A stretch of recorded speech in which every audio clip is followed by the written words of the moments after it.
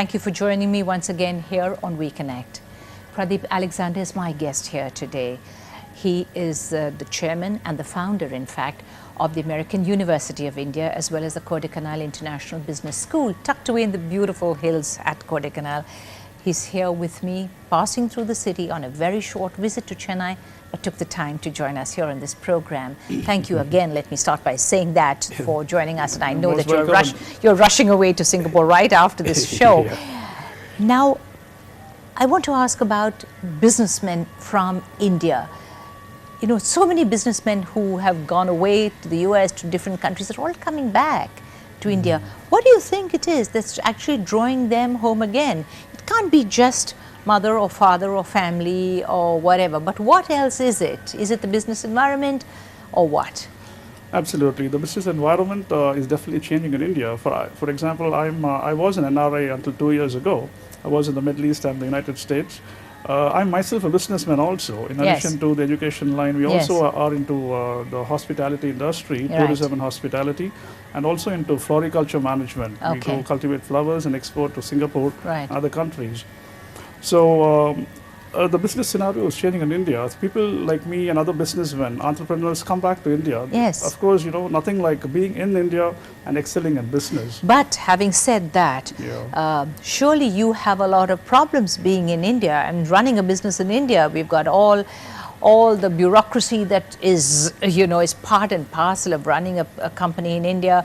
You've got all the other problems that one encounters here, you know, a lot of infrastructure problems. And I'm not meaning to be negative. I am wanting to see, what is it that drew you back to this country, Pradeep Alexander? Please tell me.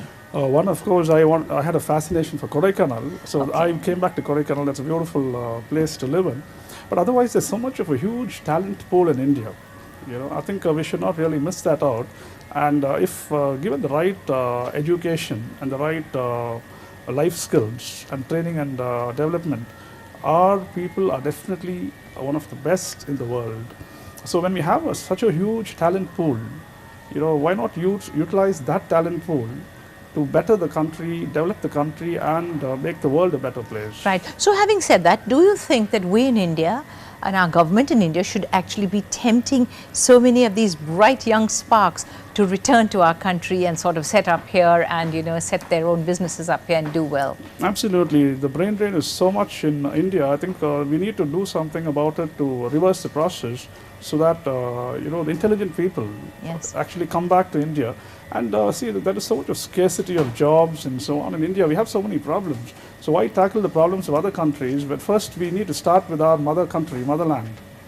So I firmly believe we need to be patriotic. At the same time, when skills are available here and people are available, human resources is the most important thing. Yes, indeed. I believe that human assets is the most important asset, actually. And so when we have a good, you know, talent pool in India and very good human assets in India, why not make use of them? And so that the GDP of the country will also go up, and we'll definitely be one of the developed countries soon. Right. I want to ask you now about mid-career kind of, you know, enhancement programs. And is that common in business circles in our country, in industry? Absolutely.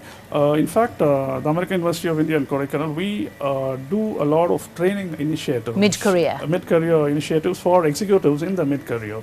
Right. So we do again have 3 days to 5 days workshops for these people.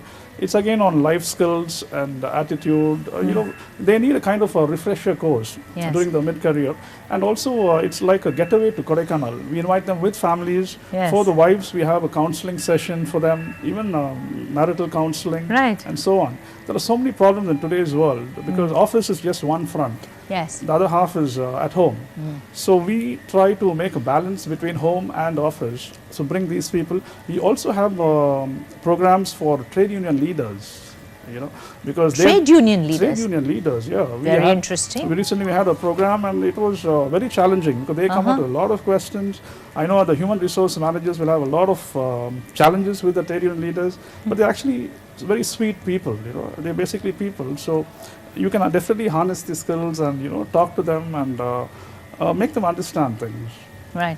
So this mid-level career training programs, Just wondering, how receptive are people at, say, at midlife, really, willing to kind of learn? Are people receptive? Isn't that a bit of a hurdle? It is definitely a challenge, I'm but sure then, it is. It depends on how interesting you make the program. Again, there is no classroom learning. It's all do it by themselves, interactive sessions and management games. So they learn even without knowing that they learn.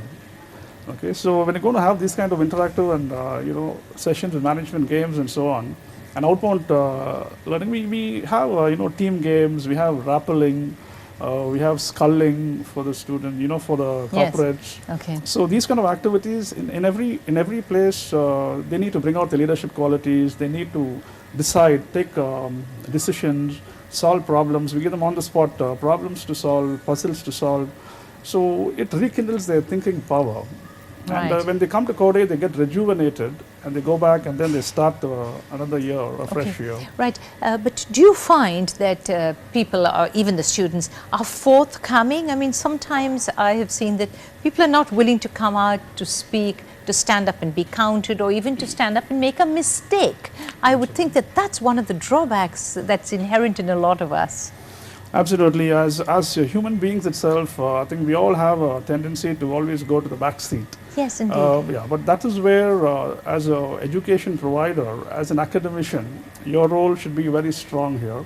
You need to identify these students, because in our college at the American University of India, we do have a weekly program where every student has to make a presentation, and also followed by a question session. The faculty, and even I sometimes sit on these sessions, we ask them questions on the paper they present to us. Right. So this is the learning process. By the end of 2 years, they are all ready to take up any job, and also they're ready for life itself. That's very interesting. What about some of us who tend to end up being a little overconfident? And I'm just wondering if that is something that can be harnessed, if that's the right word. You're talking from the side of the students. Yes. There are students who are overconfident, and we teach them to be confident, not overconfident. We teach them to be ambitious, not overambitious.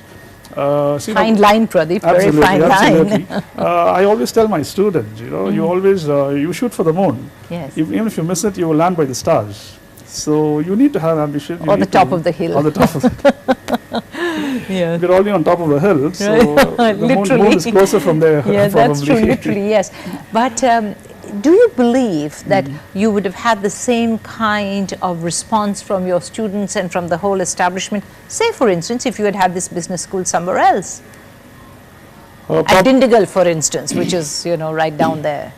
Yeah, probably see in a place like Kodaikanal, because it is an educational hub. You have the Kodaikanal International School, you have other international colleges right now there.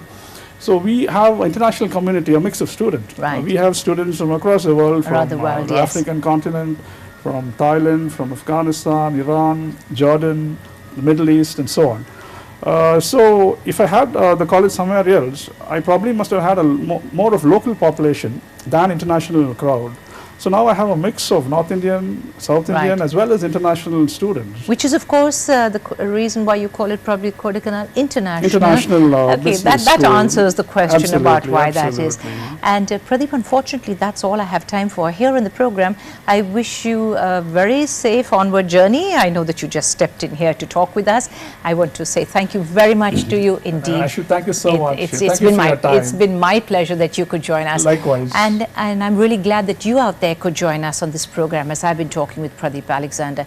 Don't forget that every single weekend you need to watch We Connect, because this is the program on which you always meet people who are interesting, people who are fascinating, and I do believe that people who always have a story to tell us. And so until the next weekend, you take care. Bye for now.